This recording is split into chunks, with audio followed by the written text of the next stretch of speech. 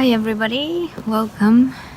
I just literally came back from my class where I was teaching this evening. So this is the big question. For modern people like us with busy jobs and schedules, how do we integrate yoga, science and modern life? How do we live our normal lives and yet achieve bliss? That is the question. And this podcast will give you the answers. My name is Mariya and welcome to Lifestyle Secrets. And it was a very nice experience. It's always so nice to come back from a business trip and just chill a little and come back to your normal life. And yoga is really something that helped a lot and bring me back down into rhythm. So that was pretty enjoyable. And we had a really sweet class working on lower spine. And when we finished the class, one of the ladies that for the first time joined, she came to me and said, I haven't practiced in 10 years, so I've done different types of yoga. I love Kundalini, but it's been a while. And I've done one type that I fell and I basically broke my shoulder, so she couldn't practice for a long time.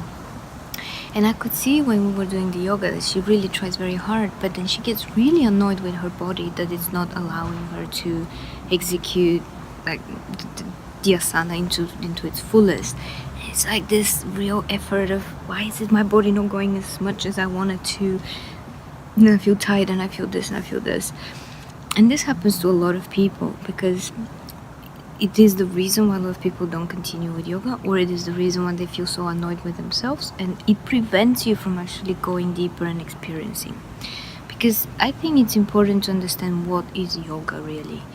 We keep on talking about I'm going to yoga, it's fun, it's cool, I have this great teacher, I go with my friends or with my colleagues and it's super important. But then we really don't even understand what it is. And yoga is not the fact that you can bend and touch your toes, as one of my colleagues in Ukraine said. But isn't yoga just touching your toes? Well, no, it's not. Yoga is a lot more, and it's a science. It's something we incorporate in our lives, and we spoke a lot about this in previous podcasts. But what you need to understand is it's a union. It's a union between the body, the mind, the spirit. It's a general flow, so you connect. And when we go to meditate, we have relaxed the body, we have relaxed the mind, so we stay in neutral state, and then we can connect to kind of our higher self and our pureness, to get guidance, to get intuition, to basically understand where we are, how we are. And that's a connection to ourselves, connection to the body, connecting to the kind of divine wisdom, if you wish, because that's where we aim for, that's where we come from, and that's where the soul is trying to connect with. And we constantly build problems and issues and kind of impediments for us to experience our true potential and really grow and really experience and enjoy ourselves, because we're too much in the body, we're too much in can I do this perfectly, why am I not bending enough, why is my neighbor doing so much better, look at the teacher, I'll never be able to do the same. And we constantly compare, we constantly beat ourselves down, and we constantly need to have that perfection. And I'm the first to say I'm the biggest perfectionist you can ever meet, in terms of I want everything to really be done properly and executed properly, etc. But when it comes to yourself, you have to really be kind. You have to really allow yourself to fail. You have to allow yourself to not be always the best, the perfect, the bendiest, the strongest. Because it's your body, and today it's like this, tomorrow it's better. One side feels one way, the other side feels differently. We are created this way. We have to allow ourselves to gently and softly move into directions and grow. As long as we practice, as long as we put the effort, as long as we have the patience to achieve something, it's gonna come. And no, it's not just touching your toes, it's huge benefits in all aspects of your life. It balances your hormonal system, it massages the internal organs, it gets your bones stronger, has the spine more flexible, calms down your mind, makes you more successful, makes you more focused, more grounded, more pleasant for everybody else to be around, raises your energy, you become more magnetic, you attract more, and I can go on and on and on. because it's limitless of how much you can achieve with yoga.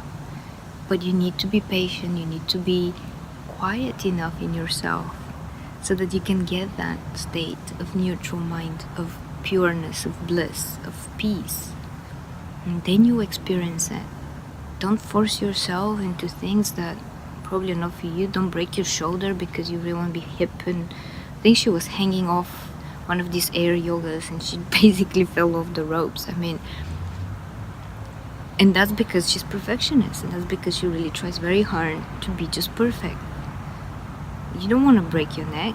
You want to experience this within your body limits, within what has been given to you to work with, to manifest, because it's already enough.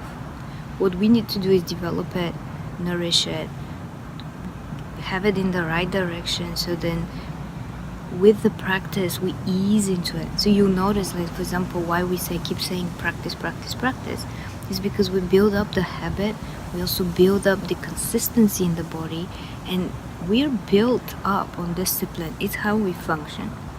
So when you practice constantly, repeatedly, either one thing or you have your own practice, the shift in the body happens gradually. So it takes 40 days for you to get rid of an old habit. It takes 120 days to change all the cells in the body to become like a brand new body. Okay? So if you keep practicing and you keep shifting, then the likelihood of you managing to get to a completely different person altogether, new cells, within a very short period of time is very high.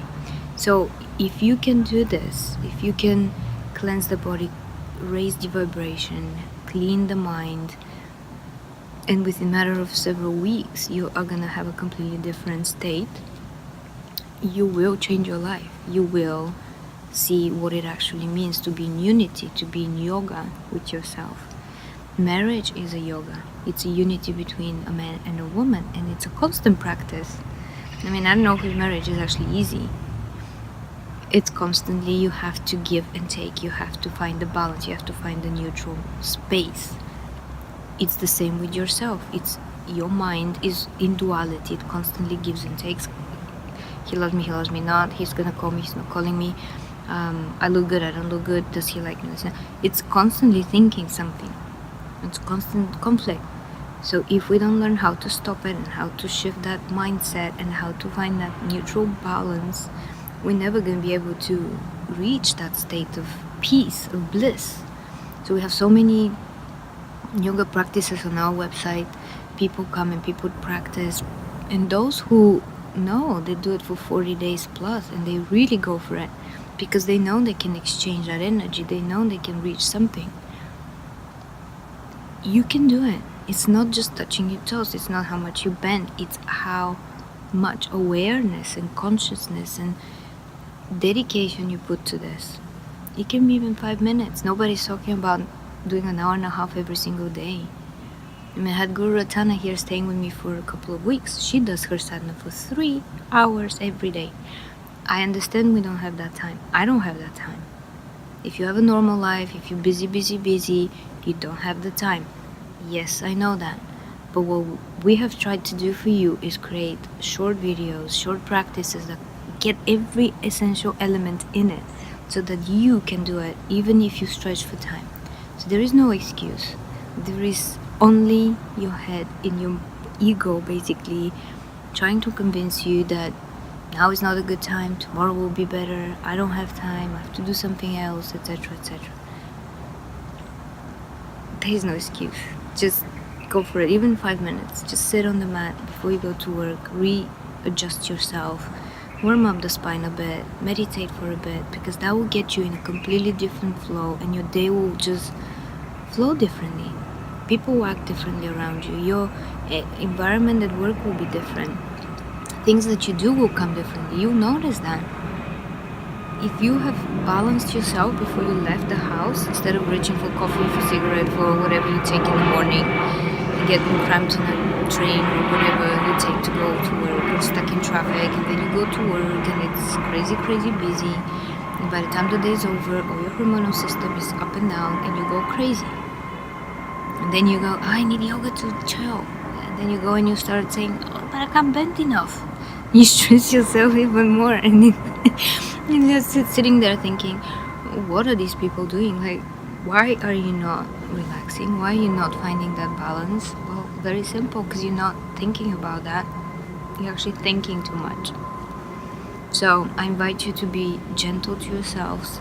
I invite you to understand that what you do is much, much, infinitely more than just the fact that you're there. Even by sitting and meditating, you've already done enough, right? But just don't castigate your body. Don't feel guilty you can't do as much as everybody else is. Don't feel like it's the end of the world if you can't really do the splits or touch the toes or whatever you're doing. Because you need to nourish the body. You need to allow it to feel good. You need to focus on your mind and ascension into connecting all of these parts of you and take the maximum benefit out of it with awareness. Stay aware. That's the main goal of this. Conscious within yourself.